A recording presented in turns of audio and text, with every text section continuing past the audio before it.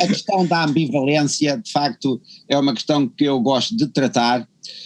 Tenho paixão pelo problema do ponto de vista filosófico, devo dizer. Também tenho muita paixão pelo problema do ponto de vista artístico. Portanto, eu estou aqui muito dividido entre gostar muito de tratar o problema no âmbito da arte, gostar muito de tratar o problema no âmbito da filosofia, claramente que sim, e por isso eu ando sempre a oscilar entre um campo e o outro. Por vezes digo que quero fechar a porta à arte quando estou na filosofia, outras vezes digo que quero fechar a porta à filosofia quando estou na arte, porque é típico de quem anda entre dois mundos, não é? E quando queremos desenvolver uma questão ao fundo dentro de um determinado método de pesquisa, vamos mais para um lado ou para o outro, e depois surge-nos a interligação entre as duas esferas, e é aí que então que instala uma outra forma de ambivalência, a terceira forma de ambivalência, não é? Que é a aproximação destas duas esferas, fazendo uma sombra sobre a outra.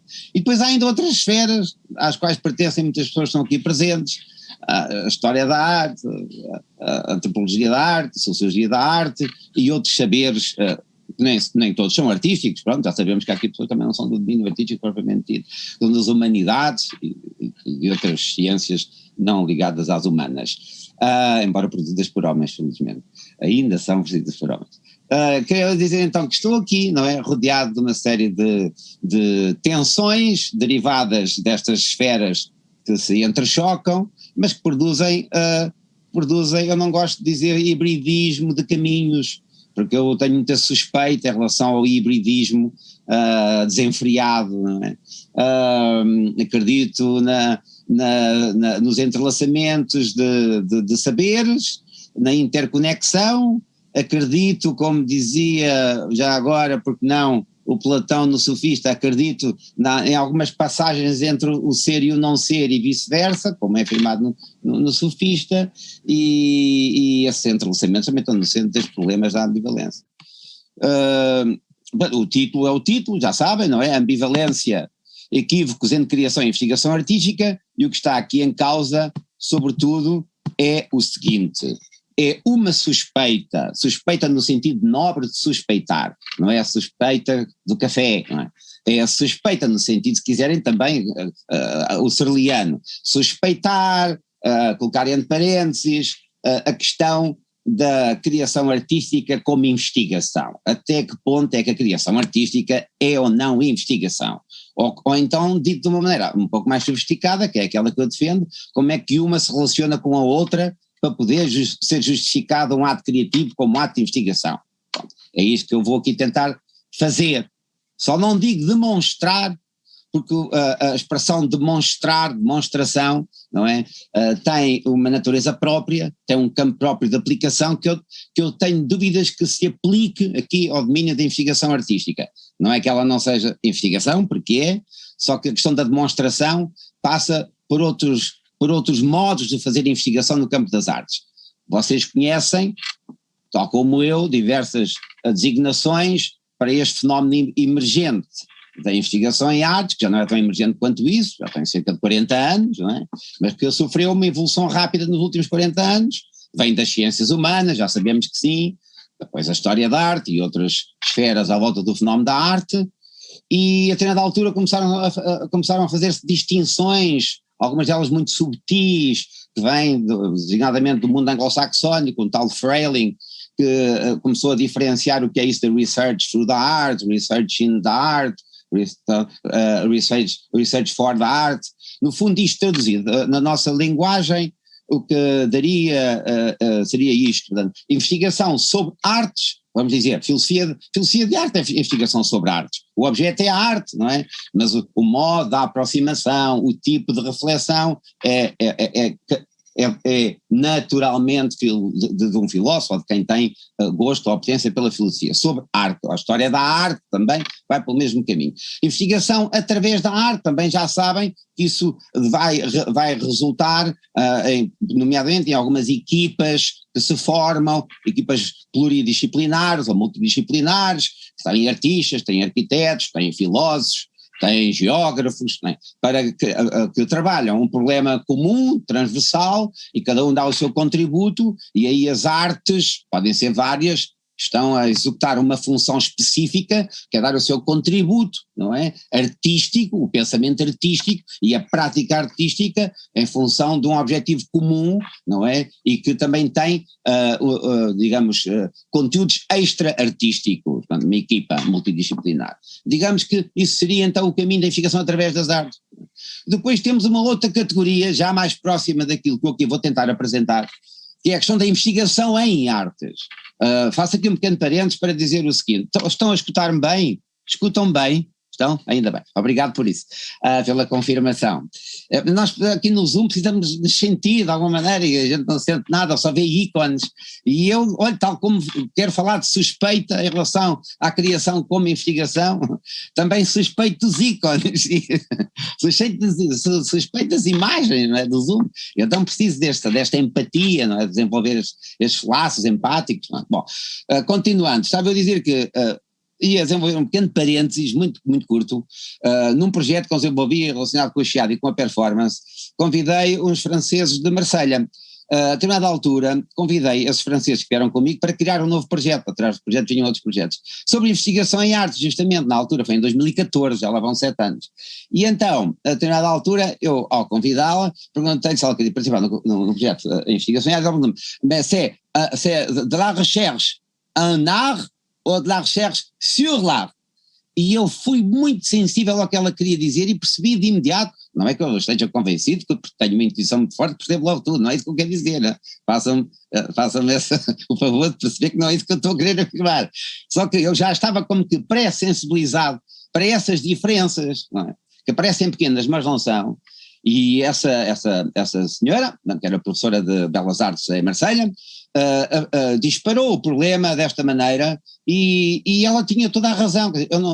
Eu não tinha o direito de convidar para fazer investigação sobre artes, porque ela não tem essa formação, nem tem essa apetência. Mas a investigação em artes, sendo ela artista, aí já aceitou plenamente o convite. Vejam bem, um convite foi aceito ou não foi aceito em função da troca de termos em artes ou sobre artes. O sobre artes é uma questão que se percebe muito bem a partir de um texto do Merleau-Ponty, que é O Olho e o Espírito, quando ele diz que a ciência sobrevoa o objeto. Neste caso, as ciências das artes tendem a sobrevoar o objeto, por mais que mimetizem o campo artístico de deflagração dos problemas do pensamento artístico, porque mimetizam-no muito bem, apropriam-se dele muito bem, fazem-no com legitimidade, com autenticidade, com ecfrases, como também estamos habituados a dizer, descrições extraordinárias dos fenómenos artísticos. Contudo, é sempre um sobrevoo, porque não são os praticantes das obras que estão a ser instaladas publicamente para nos interpelarem. Os símbolos artísticos são comentados, não são produzidos pelo próprio. E isso faz uma grande diferença entre tratar-se da arte como uma investigação em arte ou uma investigação sobre arte. Parece uma pequena subtileza de linguagem, mas é uma subtileza que neste campo vale muito, vale tudo. Faço-me entender? Espero estar a fazer-me entender em relação a este pequeno aspecto. Entretanto, esta distinção que já tem 30 anos, esta distinção do sobre ou do em arte, não é? Deu origem a uma outra, porque se considerou, entretanto foi feita muita produção, como também sabem, tanto nos Estados Unidos, como na Europa, como no espaço anglo-saxónico, como no espaço francês, no espaço latino, não tanto, devo dizer, mas também há. E no norte da Europa muita investigação, na Holanda também muita investigação sobre o que é isso da investigação em artes, e surge uma nova designação com a qual eu tenho trabalhado mais ultimamente.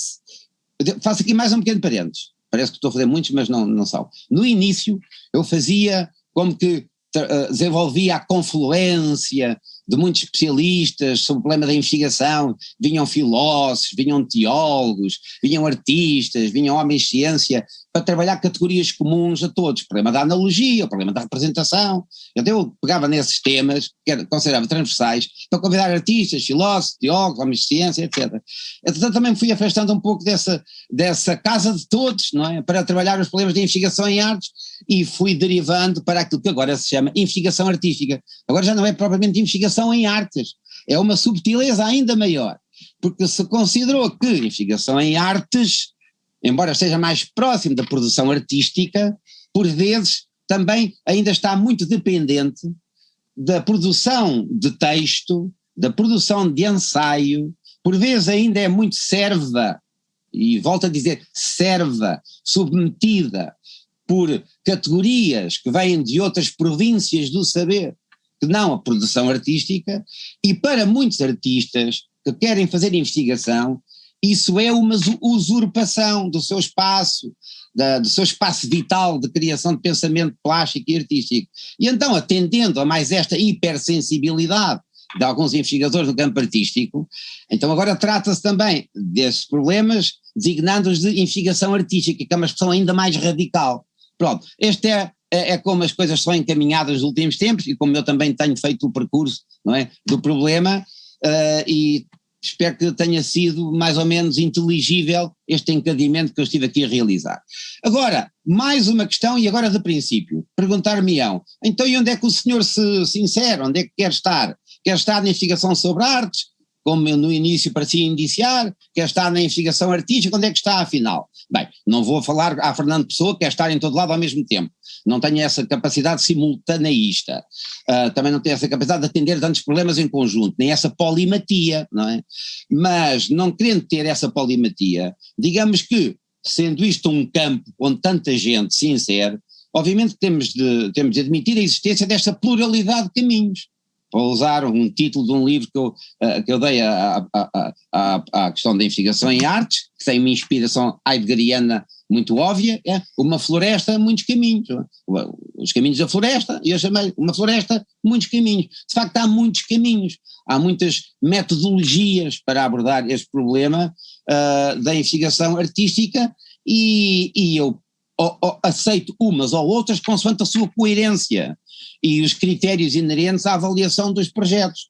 Se é mais do âmbito da filosofia da arte, pois que seja, a investigação sobre arte tem tanta legitimidade como as outras. Mas há esta que é mais específica, a investigação artística. Portanto, digamos que devem existir especializações em todas estas variantes, não é, do que é a investigação sobre os fenómenos da arte no seu todo, incluindo a sua prática. Agora a grande questão, como é que a prática artística de ateliê pode chegar à academia? Isso é uma ofensa, pode ser uma ofensa aos académicos. Como é que eles vão aceitar? Como é que vão, passa a expressão, mais uma expressão à Merleau-Ponty, como é que vão ruminar essa possibilidade, não é?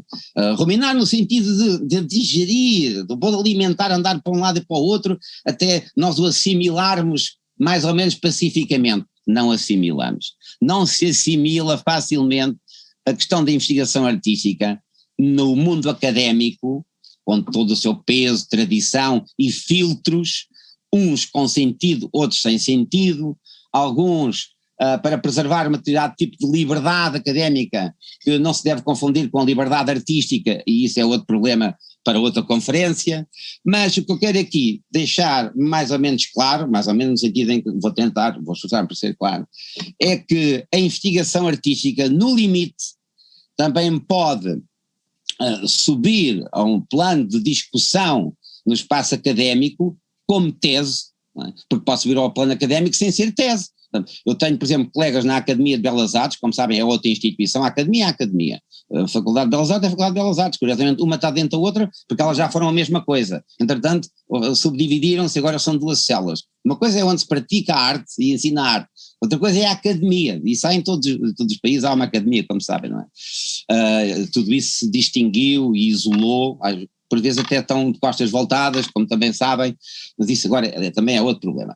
E quero eu dizer que nós podemos fazer trabalho de investigação artística no espaço académico, no sentido da academia tradicional, e aí estou a falar com os meus pares, e não tenho preocupações de submeter nenhuma proposta artística a nenhum júri, tá? E no entanto estou a fazer investigação artística e prática, não é, que é explicitada, é mostrada, é instalada, é comentada publicamente, é submetida quer dizer, é escutada e comentável por outros, não é? É passível de juízo crítico, mas não é passível de juízo no sentido de ser avaliada para fins de obtenção de um grau académico.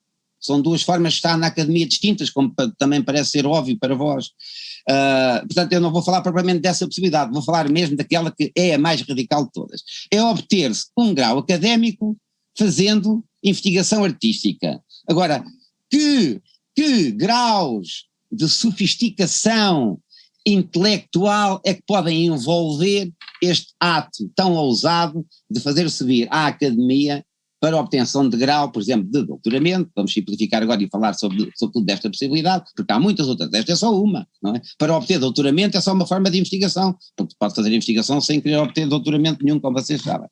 E então, como é que iríamos proceder? Pronto, é disso que eu vou agora falar um pouco nos 15 ou 20 minutos que me restam, através dos tais exemplos, para depois terminar com 3 ou 4 frases, umas mais ligadas ao campo da investigação artística e outras, porque a investigação artística, querendo ter a sua autonomia, querendo ter a sua soberania, não querendo ser usurpada por categorias oriundas de outros saberes e de outras práticas, não é?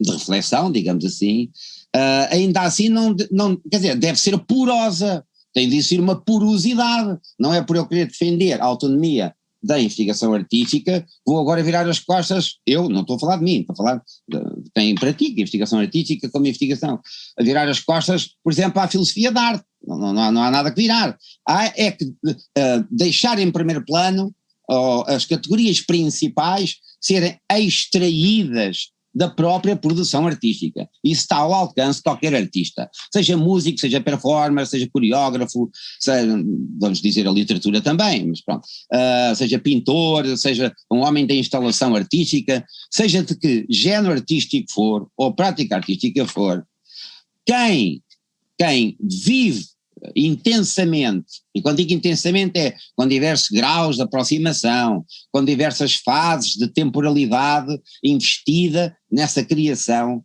certamente que estará em condições de refletir sobre o que realiza.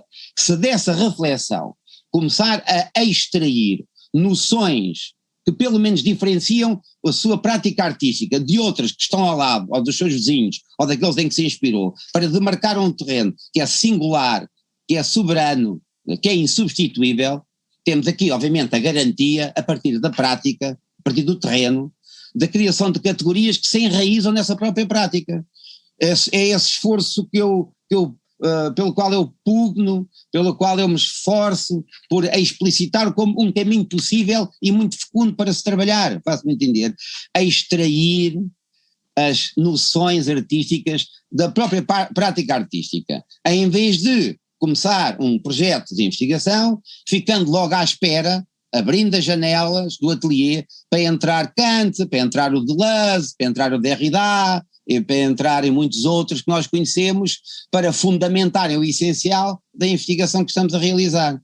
Não é? Podem entrar, mas só se abre a janela quando as noções artísticas já estiverem relativamente interiorizadas a partir da prática do próprio ou da própria. Faço-me entender. Agora, se isto é assim exatamente, com este faseamento, não tem esse rigor. Por isso é que há muitas tipologias e muitas metodologias para se fazer investigação artística. Volto a dizer, eu não defendo exclusivamente a investigação artística, só estou aqui a tentar mostrar que esta possibilidade mais radical, que é praticada em alguns lugares do mundo, não muito, mas um dia também vai chegar aqui para ser plenamente assumida, e isso exigirá uma grande sensibilidade da parte de quem está nas academias, nas escolas de arte, de música, de artes visuais, de cinema, teatro, etc., e também vai implicar, e agora sim vou antecipar um dos slides onde aparecia Kant, aquilo que é afirmado na crítica da faculdade de julgar, estão a ver, agora vou abrir uma janela a um filósofo, a Kant, não é? Que é muito bem-vindo, devo dizer-vos, porque a meu ver, poucos foram os autores da filosofia, os autores das artes, das ciências não vou referir, das ciências ditas não humanas, que terão afirmado com tanta substância o que este homem disse na crítica da faculdade de julgar, sobre o que é isso, do fenómeno estético, seja articulado com a natureza, seja articulado com a criação artística. Bom, ele da criação artística não fala tanto, fala mais dos exemplos da natureza, alguns também da religião, mas poucos da natureza, sobretudo os fenómenos da natureza. E então o que é afirmado? É feita uma distinção essencial que nós pomos em prática a toda a hora, nós todos pomos em prática a toda a hora, e com isto não estou aqui a fazer retórica, é mesmo assim. E quando as nossas discussões sobre uma instalação artística, um filme ou uma peça musical cessam de imediato, é porque nós não tivemos a capacidade de continuar essa mesma discussão estética sobre uma forma artística, porque ficámos impotentes, porque ficámos presos ao inefável, mas acima de tudo porque não demos seguimento àquilo que ele nos propõe, que é o seguinte: o que ele propõe não é regra, até porque ele neste campo não fala de regras, quase põe as regras de lado, fala de uma mudança na nossa faculdade de julgar, que é a mudança consiste numa troca entre um princípio determinante daquilo que as coisas são por um princípio reflexionante. Não é? A faculdade de julgar não vai determinar o que esse fenómeno é, ou seja, não vai partir de uma regra a priori para definir o que seja esse fenómeno artístico. A faculdade de julgar vai ter de encontrar a regra, porque está perante o particular que motiva e vai avivar as nossas faculdades de conhecimento, onde também se inclui a sensibilidade e a imaginação, para encontrar a regra, e nunca a encontra. Mas nesse tempo de procura da regra, para que nós possamos entender de uma maneira alargada, ou aquilo que ele chama também de compreensão estética do fenómeno artístico, nesse tempo está o prazer e o desprazer perante o fenómeno artístico, esse tempo de reflexão, aquilo que ele também chama de, estes fenómenos dão muito que pensar, as ideias estéticas dão muito que pensar, este dar muito que pensar é o tempo do prazer, é o tempo do desprazer, quando nós negamos ou recusamos uma determinada obra de arte, ou então os dois a confluírem alternadamente, como é o caso do problema do sublime, como vocês saberão. Portanto, a questão da faculdade de julgar ser reflexionante aqui significa que vai refletir sobre o fenómeno artístico, uma instalação artística, ou um filme, ou a paisagem alentejana nos arredores de Évora, porque não, ou a própria Sé, ou os capitéis do Pórtico da Sé, do Portal, melhor dizendo, e esse tempo de reflexão é um tempo em que nós não temos a regra pré-atribuída, não temos nenhum dado a priori para julgar esse objeto estético. É o tempo do prazer, é o tempo do desprazer, é o tempo dessas duas dimensões sensíveis em simultâneo, e é também o tempo em que nós nos envolvemos ou não numa discussão, não é? Há um tempo de comunicação, pode ser simples, breve ou prolongado, e há ainda um outro tempo que é o tempo da discussão, não é? Da discussão, não é? Kant não fala, ou fala noutros termos, nós podemos discutir arte, sim, podemos discutir instalações artísticas, mas não a partir de argumentos pré-dados, de regras pré-dadas. Isto de alguma maneira confina com o que dizia o nosso colega a propósito de respeitar em absoluto os cânones, mas de outra maneira que exigia agora uma data de especificações. Portanto, vou regressar à questão da investigação artística, mas fica já então presente que há este problema lançado por Kant que ainda, quer dizer, continua a não encontrar, das diversas lutas e leituras que tenho realizado, uma afirmação mais sólida e mais duradoura no tempo do que esta questão de nós, quando estamos a julgar um objeto artístico, não é? Como que há uma imersão, como agora se diz muito, há uma imersão num período de reflexão essa que é a procura de uma regra ou de um princípio que nos permita compreender o fenómeno perante o qual nós estamos, ou nós nos encontramos, tá? No meio disso tudo há um jogo vivo de faculdades, que agora não interessa estar aqui a especificar, porque isso seria entrar excessivamente na crítica da faculdade de julgar, tá? Pronto, foi só um parênteses um pouco prolongado, mas que eu achei como necessário apresentar. Agora sim, estou aqui a procurar os tais exemplos práticos. Que exemplos práticos é que eu tenho aqui para chegar então a soluções mais complexas de investigação em artes? Agora vou fazer um exercício que começa por ser muito ingênuo, não é? Até chegar a um exercício mais complexo. A partir do simples para o complexo, como também se diz.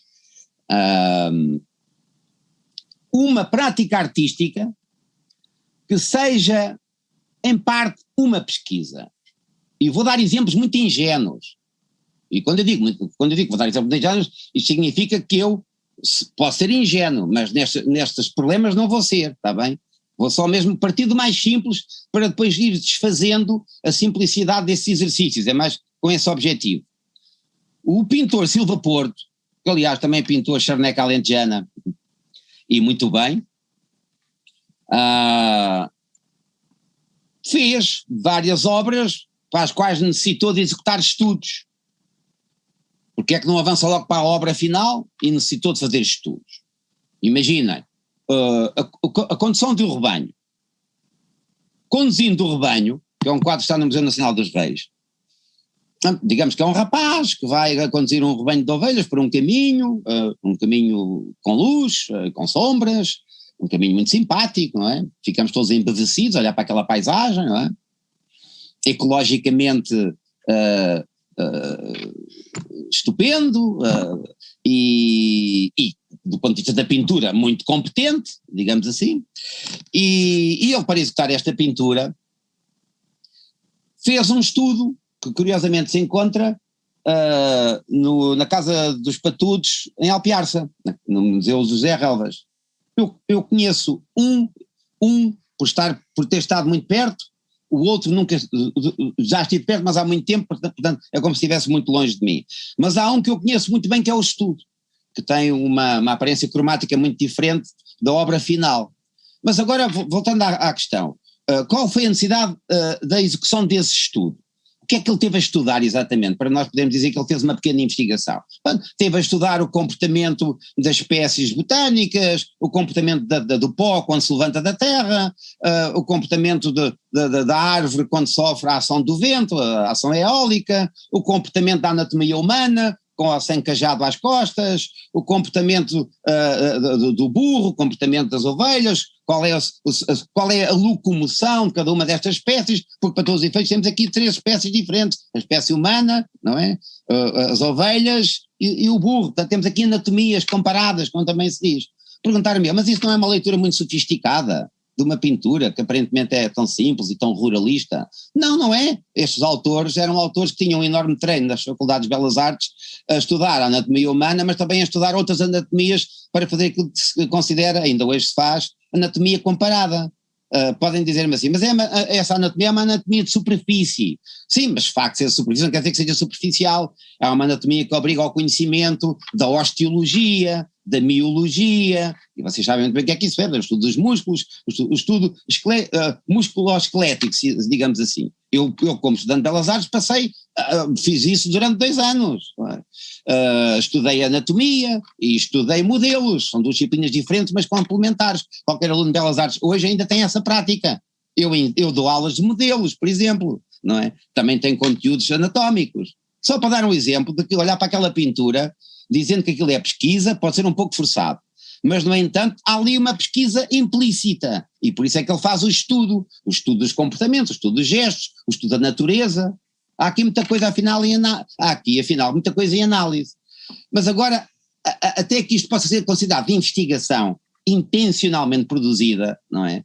Não vamos dar esse passo. Por isso é que eu disse que isto era uma forma ingênua de se pensar em investigação, embora tenha muita seriedade, porque a finalidade é, sobretudo, artística, criativa, e não tanto investigativa. É uma investigação ao serviço de uma obra final. Faço-me entender com este pequeno exercício inicial. Pelo meio, há muitos outros autores que eu poderia aqui referir, vou só referir 2, muito rapidamente, até chegar ao terceiro, que é o mais importante para mim neste caso. Neste caso, não estou a dizer que é o mais importante para mim, por eu gostar mais do último. Para o caso da investigação artística, tal como eu a quero aqui defender, está bem?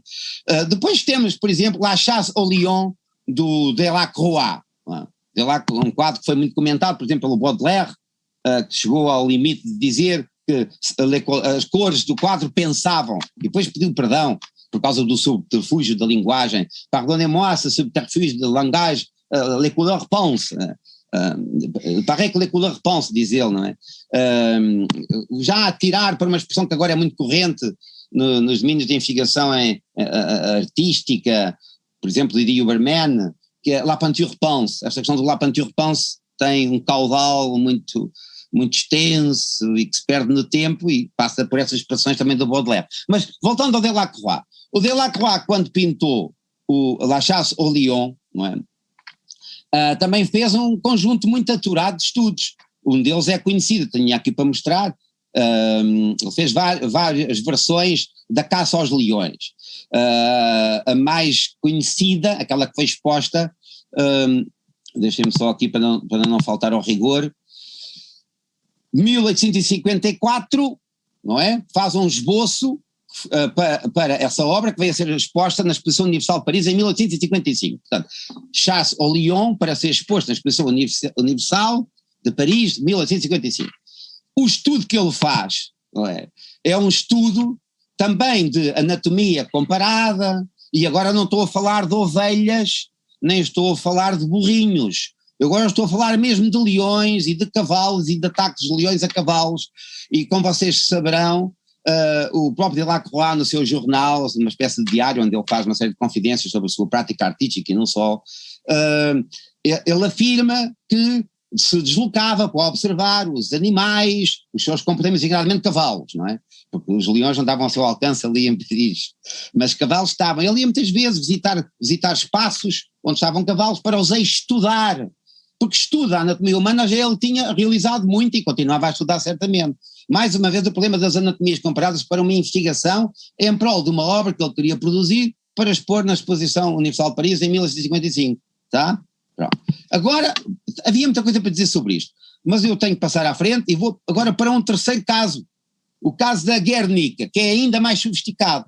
A meu ver, o caso da Guernica é ainda mais sofisticado, não só pela importância da Guernica, do ponto de vista universal, tem um impacto simbólico muito maior do que a caça aos leões, não é? Toda a gente conhece narrativas em torno da produção da obra, a tragédia inerente à criação daqueles símbolos plásticos, todos os estudos, inclusive na filosofia da arte já foram feitos sobre a Guernica, problemas da ambivalência, cá está, sobre a Guernica, há estudos sobre a ambivalência na Guernica, dos seus respectivos símbolos, por causa de determinadas ideias de Nelson Goodman, não foi ele que as fez, mas outros que foram por aí, por esse caminho da exploração da ambivalência e da analogia. Mas agora, referindo-me aqui de novo à Guernica, para a Guernica foram feitos dezenas e dezenas de estudos. Mas que estudos? Estudos de desenho, de tinta da China, a carvão, a lápis de cera, a aguarela, podem ser mais ou menos imediatos. Não, estudos aturadíssimos, estudos de um enorme envolvimento sensível e intelectual por parte do artista, documentação sobre o que aconteceu naquele lugarejo, a Guernica, a tensão toda, política, republicano, não republicano, franquista, não franquista, o sofrimento humano ali ocorrido, o que é que os alemães tiveram a ver com isso, e tiveram muito, como sabem, e depois o estudo, a investigação propriamente dita, relacionada com a arte, a plasticidade daquelas formas. Aquela plasticidade é uma plasticidade única, aquela obra é única, mas aquela plasticidade também é única, e foi objeto de muita preparação, muitas outras telas também pintadas para chegar àquele resultado, muitos estudos com vários materiais, riscadores e outros de mancha para chegar àquele resultado, somados são cerca de 70, muitos, sobre vários materiais. E isso é muito material de pesquisa para nós dizermos que foi feito um estudo, como o Silva Porto ou o Delacroix.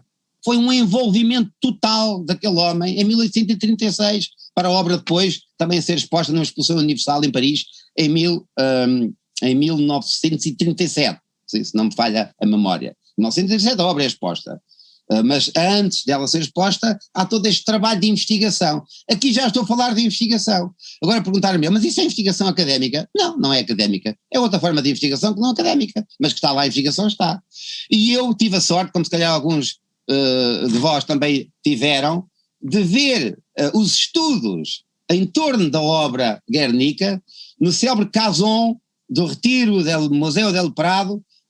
No início dos anos 80, a obra foi para lá, regressou dos Estados Unidos, depois de muita celeuma, como vocês sabem, em 81, salvo erro, e é exibida com todos os estudos, e eu era um menino que andava aí a passear pela Europa a ver museus, e também as paisagens europeias, já agora, e parei ali, detive-me no Prado, fui ver, fiquei tão esmagado com a produção, a intensidade da Guernica como grande obra, que tem 7 metros de largura, não é, por 3 e tal de altura, como pela quantidade de estudos, o empenho investigativo daquele homem para produzir o que produziu. Pronto.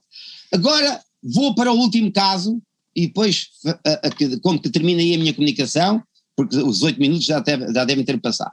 Há um autor que é meio islandês e meio dinamarquês, Olafur Eliasson, que tem muitos projetos criativos que ao mesmo tempo incluem muita investigação artística. E essa investigação artística muitas vezes é servida de muitos saberes, de outras ciências e de outras engenharias, digamos assim. Ele tem uma equipa vasta de profissionais, como vocês saberão, os artistas que trabalham em grande escala e que têm, enfim, um nome muito consolidado no mundo da arte, quer dizer, começam a produzir numa escala enormíssima e têm que orquestrar uma equipa, não é? Às vezes a equipa é de 5 elementos, às vezes 10 elementos, também temos esses casos em Portugal, como saberão.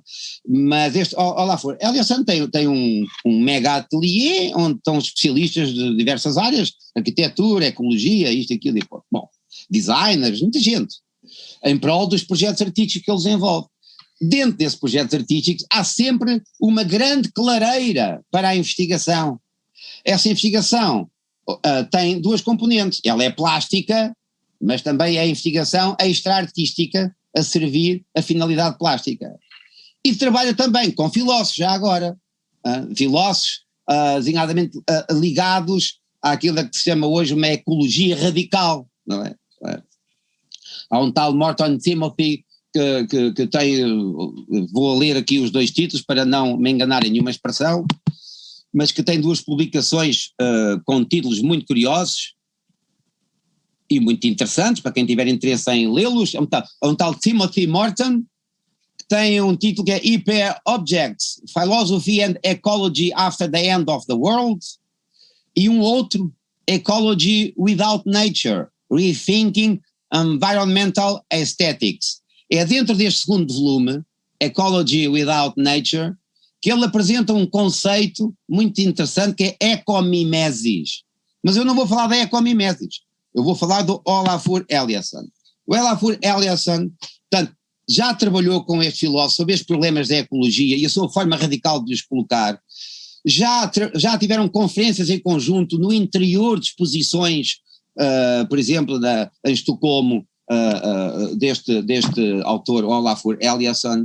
Há sempre aqui uma grande confluência de saberes, neste caso saberes concretos de um filósofo com os dele. E ele tem um célebre projeto que se chama, agora vou aos projetos concretos, ele tem muitos dentro desta área, mas tem um criado no final do século passado, agora já podemos falar assim, 98, que é o The Green River. The Green River é um projeto interessantíssimo em que ele, após uma série de pesquisas, conseguiu uma substância que é usada para se fazerem estudos oceanográficos. Essa substância chama-se uranina, Uranina, uranina. Bom, não sei se vos é familiar, se calhar é para uns, não é para outros, para mim não era, só passou a ser quando eu me dediquei ao estudo deste projeto do Olafur Eliasson. E o que é que ele fez? Em diversos lugares do globo, não é? Obteve autorização, coisas muito negociadas, cá está. Na investigação também está uma aproximação política, social, ecológica às instituições, de maneira a sensibilizá-las, para que o espaço público possa ser convertido numa mega peça de arte pública que envolve todo o espaço urbano e envolve os elementos naturais desse espaço urbano, como são os rios. Quer dizer, se eu fosse um alcaide, como é que se diz em castelhano? Alcaide. Se eu fosse um autarca, não é? Eu levaria muito tempo a pensar em como aceitar um projeto com essas características, porque aparentemente é muito invasor, aparentemente é muito assustador, é muito inquietante para quem se depara com aquele cenário quando acorda de manhã, vai à ponte, a uma das pontes, por exemplo, como em Estocolmo, e vê as águas, não é? As águas todas verdes, não é? Um verde mais vivo do que um clube de que hoje já se falou aqui nestas conferências. Muito vivo mesmo. tenho pena de não mostrar as imagens. Quer dizer, o que é verde não é só uma pequena porção, não é uma pequena ilha de verde que aparece no meio das águas, é a água toda, são aqueles hectolitros todos, manchados de verde, e as águas correm na mesma, como as águas heraclitianas, não nos banhamos 2 vezes, mas aqui o nosso olhar vai emergir e voltar a emergir em águas que nos assustam, por ter um caudal verde, parece que a nascente passa a ser verde, no nosso imaginário, ao olhar para aquilo, como é o fluxismo que está aqui a passar perante o nosso olhar e também o nosso corpo, que é uma experiência quase integral, toda a atmosfera fica verde, e então é como se nós subitamente ficássemos ligados à nascente, não é? Que é também verde, e o que está a jusante também será verde, e como que ficamos tingidos daquele verde, que é um verde alerta, é um verde que nos interpela a partir do elemento natural para fenómenos de destruição, digamos, ecológico, como são desastres ambientais que vocês conhecem. Em 2015 houve aquele célebre desastre, por exemplo, no Brasil, não é? Quer dizer, que derreteu quilómetros e quilómetros de área. Foi um desastre ecológico brutal, e conhecemos muitos outros, não vou agora entrar nesses detalhes, e esta obra de arte é uma obra de arte claramente com um fim criativo, mas que está cheia por dentro, está muito investida, tem muita enxertia de problemas de investigação artística e não artística, que estão evidenciados na própria obra. Ela evidencia-os, ela torna-os patente. Ela é a criação e também é a investigação. Agora, se é com fim académico ou não, não é o problema que eu quero colocar, não é assim que eu quero terminar. Quero terminar é com esta confluência de criação e investigação essa que depois também se subdivide. Ela é investigação plástica, porque a própria solução cromática foi ensaiada várias vezes, houve testes, houve vários testes, não para chegar à prova robusta, como se diz em ciência, não é? A robustez da prova, como se diz agora por causa das vacinas, mas para chegar à robustez do resultado, que é um resultado que nos interpela tremendamente e que nos põe a pensar, como dizia Kant, sobre os problemas ecológicos e dos derrames todos que nós conhecemos. Faço-me entender? Pronto, eu paro aqui, já passaram os 8 minutos. E tenho pena parar aqui porque, quer dizer, agora o Green River leva-nos muito longe.